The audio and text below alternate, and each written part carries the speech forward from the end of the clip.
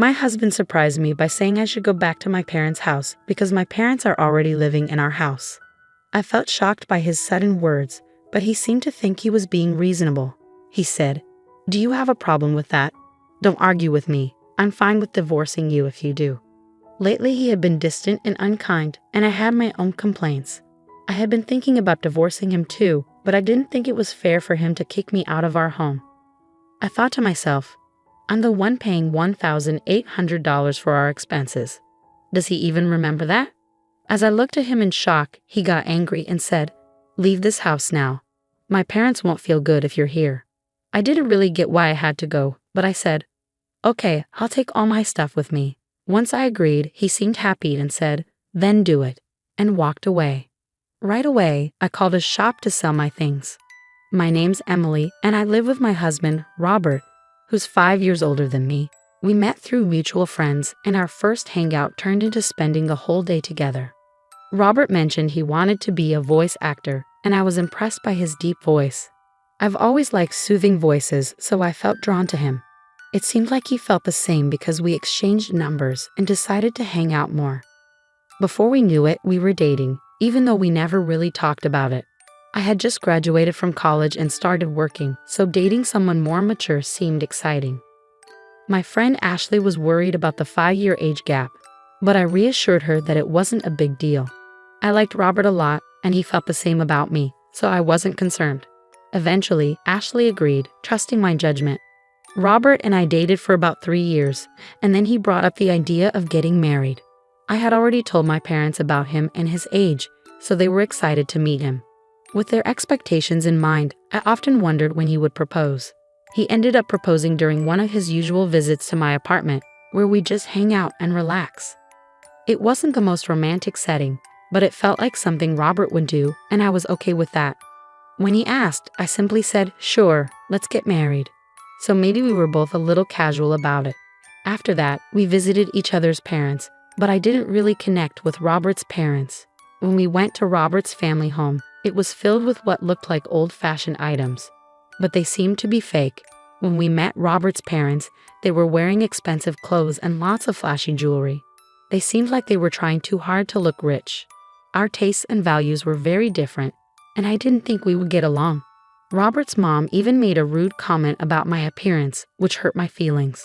I was surprised that the parents of the man I wanted to marry acted like this. But in the end, it's Robert and I who are getting married. If I don't like his parents, I don't have to spend much time with them. So I decided not to let it bother me too much. After we got married and moved into our condo, Robert seemed worried about something. "Hey, who was that woman in the blue dress at our wedding?" "Which woman in a blue dress?" There were a few guests at our wedding who wore blue, so I couldn't figure out who he was talking about based on that alone. "You know, the one who gave a speech as your best friend." "Are you talking about Ashley?" "Yes, she was wearing a blue dress." When Robert said this, he seemed a bit uneasy. "What's wrong with Ashley?"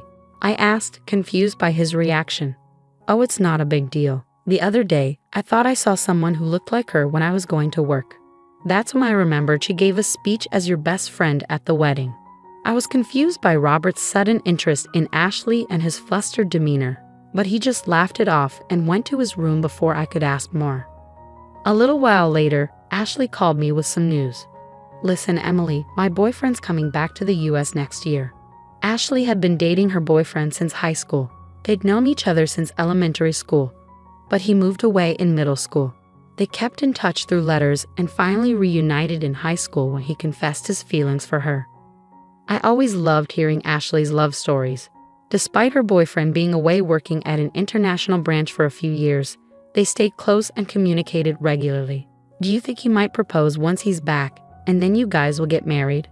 "Oh, Emily, you're always jumping to conclusions. Just make sure to invite me to the wedding. I promise I'll give a heartfelt speech." "Of course. After the beautiful speech you gave at your wedding, I'll definitely need you to do the same for mine." Don't set the bar too high. We chuckled together as we sipped our tea. Our conversations flowed easily, and we trusted each other completely. Whenever one of us had a problem, the other was always there, ready to lend a listening ear. Around this time, I began to notice that Robert was coming home later and later. "Working late again today?" Yeah, you think I shouldn't work or something. Even after we got married, Robert held onto his dream of becoming a voice actor. He was working hard to pursue his passion, but it meant he had to take on part-time jobs to make ends meet. Unfortunately, all the money he earned from those jobs went straight into his voice acting classes, so I had to cover all our living expenses. This meant we couldn't really save up together. As time went on, I realized that Robert wasn't willing to give up on his dream for the sake of our family. I started to worry about how much overtime Robert was putting in at his part-time job. It added to my concerns about our financial situation. Hey, haven't you been working too much lately?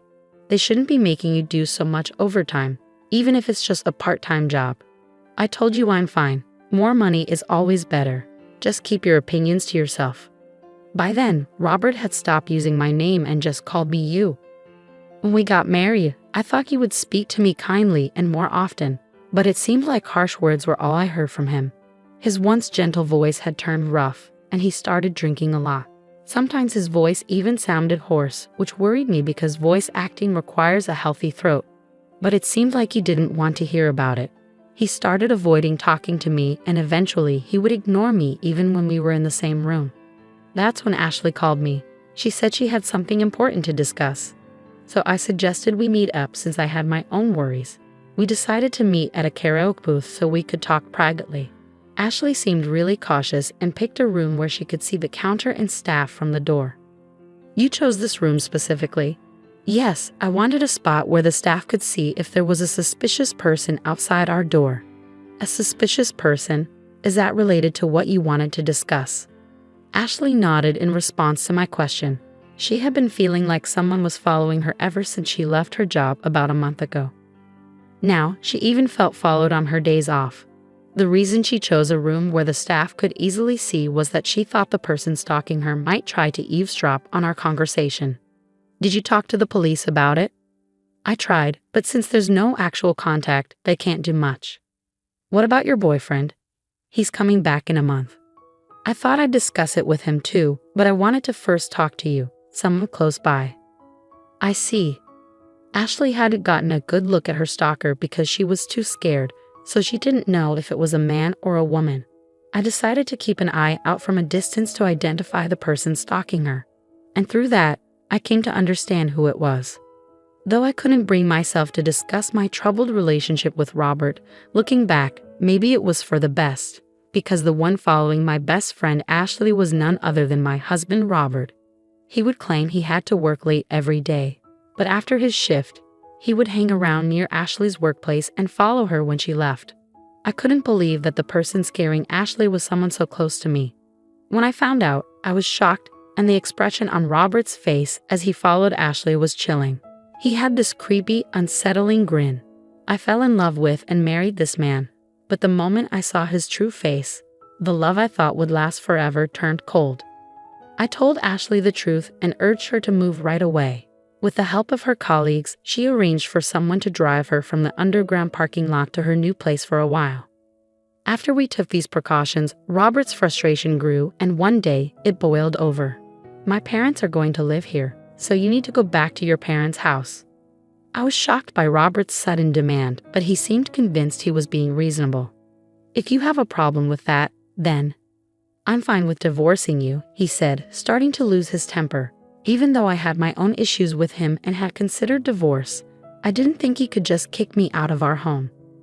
I'm the one paying $1,800 for our monthly expenses. I wonder if Robert even remembers that. When I gave him a skeptical look, he got angry. Just leave already. My parents can't move in if you're still here. Why do I have to leave? I don't understand at all.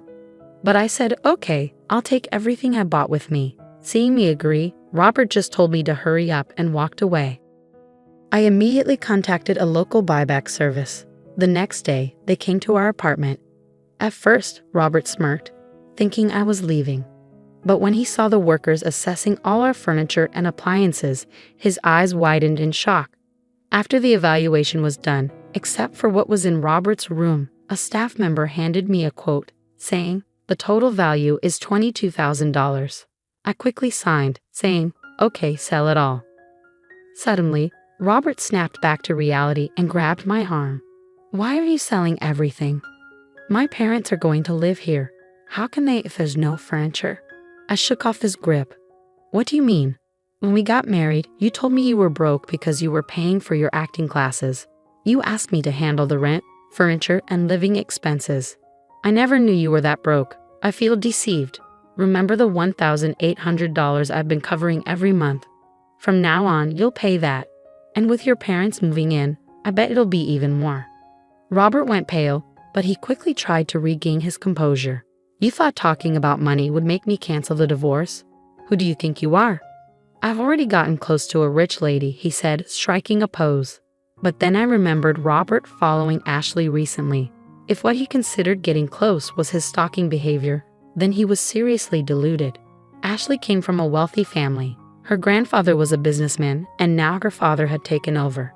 Ashley truly was the perfect heiress, but she didn't flaunt it. She spent money like me and our friends, and no one judged her based on her family's wealth. However, Robert seemed to have found out about Ashley's wealthy background and decided she'd be a better match. Could he possibly think that if two people are the same age, the wealthier one is better? That infuriated me. But Ashley would never marry Robert. Her high school boyfriend, whom she'd been dating for years, was coming back to the States soon. They would likely get married. I mentioned how Ashley felt really creeped out because someone had been stalking her every day. When Robert heard that Ashley found him creepy and that they weren't close, he was shocked. I always walked Ashley home, he said. You're lucky I didn't call the police, I replied. But I didn't know she had a boyfriend. He's been away. She'd pick me over someone she doesn't know. They've been writing letters since they were kids and talk almost every day. And unlike you, who's only had part-time jobs, her boyfriend is successful. Even her dad likes him. Robert looked really sad when I said all that. But when the people came to take away our stuff, he seemed to feel better. I guess you're all I've got now. You'll always support my dream of being a voice actor, won't you? He asked, trying to look cool. I gave him a cold stare and said sorry. I've already started divorce proceedings. Let's talk through our lawyers from now on. Robert, maybe thinking I still liked him, held on to me. Don't say that. Haven't we been getting along all this time? Getting along? When? Since you found out my best friend Ashley is rich, you've been distant and hanging out with her. Right after we got married, I realized I made a mistake. Robert started crying, even though he's older than me. Seeing him cry like a kid made me like him even less. I couldn't stand being near him anymore. Stop it. Oh, I also told your uncle we're getting divorced. Your uncle? You know he's tough, right? Well, I've been paying all the rent and bills until now. When I told your uncle I might leave, he said he'd make you work for him. That means I can't keep studying voice acting. You hardly practice anyway. Maybe it's time to face reality. And if you go near Ashley again, I'll call the police. Goodbye. I left, determined not to turn back. For now, I'll stay with my parents, but I might move closer to work if I find a good place. As for Robert, his uncle made him work at his company just like he said he would. Then Robert's parents, who were planning to live off him after he married Ashley, also moved in. They all ended up working for the uncle. It seems like taking advantage of people runs in their family. I'm just glad I got away from that toxic situation. Age doesn't matter much, but I'll be more careful choosing my next partner. On a brighter note, after things settled with Robert, Ashley invited me to her wedding. She introduced me to her long-term boyfriend, and I truly wish them happiness. My marriage didn't work out, but I hope Ashley's lasts a long time.